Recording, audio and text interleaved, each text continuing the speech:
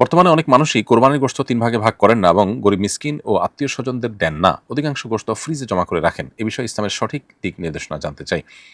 খুবই গুরুত্বপূর্ণ একটি প্রশ্ন। খুবই দুর্ভাগ্যের বিষয় যে আমাদের সমাজে আজকাল কোরবানিকারীদের মধ্যে অনেকেই এই কাজটি করেন। অর্থাৎ কোরবানি গোশতের পারলে পুরাটুকুই আর না হয় বেশিরভাগ অংশই তারা ফ্রিজে ঢুকিয়ে ফেলেন বা রেখে দেন।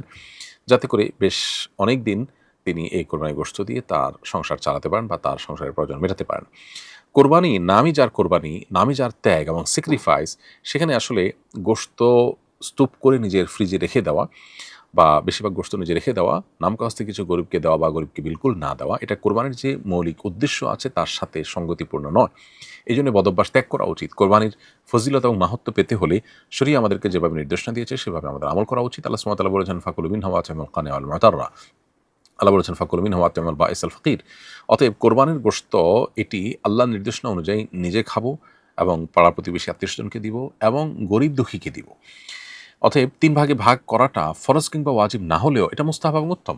যথাসম্ভব ৩ ক্যাটাগরিতে আমাদের কোরবানির গোশতকে ভাগ করা উচিত এবং নিজে আল্লাহ তাআলা হালাল করেছেন আমার জন্য খাওয়া কোরবানির গোশত। অতএব আমি নিজে কিছু রাখবো আর দান করে দিব, অন্য মানুষকে দিব, এমনটি হওয়া উচিত। সবগুলো বা বেশিরভাগ গোশত রেখে দেওয়া এটা খুবই অনুত্তম এবং অনুচিত একটা কাজ। কোরবানির ফজিলত এবং মাহাত্ম্য এর ফলে কমে যেতে পারে। এমনকি আমরা মাহরুমও হতে পারি যদি উদ্দেশ্য হয় এখান থেকে শুধু ফ্রেশ গোশত আহরণ করা কিংবা দীর্ঘদিনের গোশতের চাহিদা মেটানো। অতএব এই জায়গাটাতে আমাদের বড় ধরনের সংশোধনী আনা দরকার এবং কৃপণতা ছেড়ে মানুষকে দান করার ব্যাপারে আমাদের আরও বেশি উন্মুক্ত হস্ত হওয়া উচিত এবং আরও বেশি সচেষ্ট হওয়া উচিত। যদিও ৩ ভাগে ভাগ করা ফরজ নয়, কোরবানি আদায় হয়ে যাবে। কিন্তু আপনি যত বেশি স্যাক্রিফাইস করতে পারবেন কোরবানি তত বেশি ফজিলতপূর্ণ হবে, আল্লাহর কাছে তত বেশি সওয়াব আপনি পাবেন। অতএব গোশত আপনি মানুষকে দান করে দিবেন, নিজে কিছু রাখবেন এবং অন্যদেরকে কিছু খাওয়াবেন। এই মর্মে আপনি যদি ব্যবহার করেন সেটা হবে কোরবানির সঠিক ব্যবহার। আর না হলে কোরবানি কাগজে কলমে আদায় হয়ে যাবে কিন্তু তার ফজিলত এবং সওয়াব সঞ্চিতভাবে কমবে। একজন লিখেছেন, আমাদের গাভীটি ৪ মাস আগে বাছুর প্রসব করেছে। বাছুরটি এখনও দুধ পান করে, এমত অবস্থায় গাভীটিকে কোরবানি দেওয়া জায়েজ হবে কিনা? ৪ মাসের বাছুর সাধারণত ঘাস এবং অন্যান্য খাবার ইত্যাদি অনায়াসে খেয়ে থাকতে পারে। অতএব এমত অবস্থায় গাভী কোরবানি করতে কোনো অসুবিধা নেই। তবে আপনার কেনার সময় যদি এরকম গাভীর বিকল্প অন্য কোনো পশু থাকে তো সন্দেহাতীতভাবে সেটা কেনা ভালো।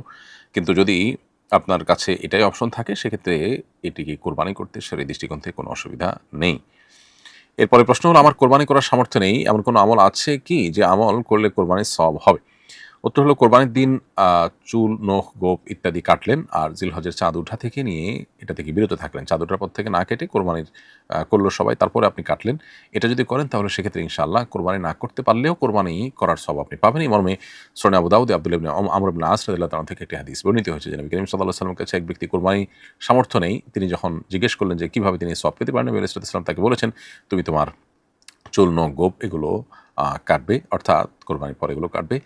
তাহলে সেক্ষেত্রে আল্লাহ তাআলা তোমাকে কোরবানির সওয়াব দান করবেন।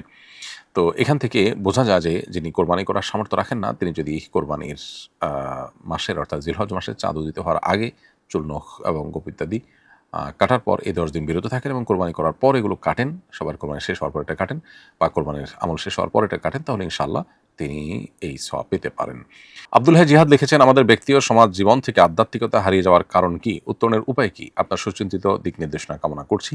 ভাই আব্দুল হাই জিহাদ, আপনার প্রশ্ন উত্তর হলো যে আধ্যাত্মিকতা বা রুহানিয়াত এবং স্পিরিচুয়ালিটি এটা আমাদের জীবন থেকে হারিয়ে যাচ্ছে। এটা আমরা সবাই কম বেশি জানি। এর অন্যতম কারণ হলো আমরা আ ঈমান এবং তাকওয়ার যে ট্র্যাক সেটা থেকে অনেকটা ছিটকে পড়ছি। দ্বিতীয়ত বর্তমান বিশ্বে যে সমস্ত বহুবিধ ফিতনা আছে এই ফিতনাগুলো আমরা আঁচ করতে পারছি না। ফিতনাগুলো আমাদেরকে গ্রাস করে ফেলছে। ফলশ্রুতিতে আমাদের রুহানিয়ত শেষ হয়ে যাচ্ছে। কোরআনের সাথে আমাদের সম্পর্ক অনেক দুর্বল হয়ে যাচ্ছে। কোরআনের সাথে যার সম্পর্ক যত গভীর হবে, আল্লাহ রাব্বুল আলামিনের সাথে সম্পর্ক, আল্লাহর জিকির এটা যত বেশি হবে, ডোপামিন, বিভিন্ন রকমের নেশা, বিভিন্ন বিষয়ের সাথে এনগেজমেন্ট এটা যত বেশি কমানো যাবে এবং একান্তে নিরিবিলি আল্লাহ তাআলার সাথে আ আ আপনার দোয়া করা, ইবাদতবন্দি করার সুযোগ যত বেশি তৈরি হবে তত বেশি রুহানিয়ত তৈরি হবে। হারাম এর সাথে যদি কারো সংশ্লেষ থাকে, আজকাল বিভিন্ন ভিডিও আমাদেরকে দেখতে হয়, সোশ্যাল মিডিয়াতে আমরা স্ক্রল করি, সেগুলোতে নিজের অজান্তে অনবরত মিউজিক আমাদের মধ্যে আসতে থাকে, কানে আসতে থাকে। এগুলোর মাধ্যমে মানুষের রুহানিয়ত শেষ হয়ে যায়।